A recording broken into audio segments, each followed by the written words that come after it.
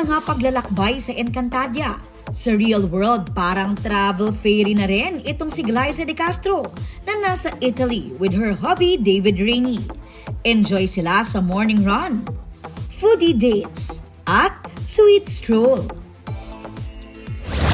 Nasa Japan naman si Sangre Danaya Sanya Lopez.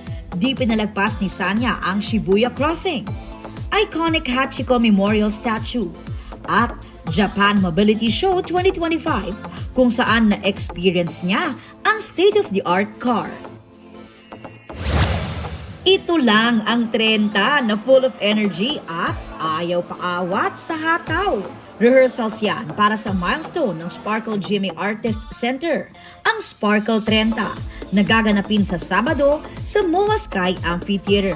Reunion on stage, kaya I'm super excited to see, mga nakasama ko dati na hindi ko masyado nakikita ngayon. Sa mga gusto pong pumunta sa concert namin, ayan, mag-register lang po kayo, punta lang po kayo sa page ng Sparkle. Aubrey Carampel nagbabalita para sa GMA Integrated News.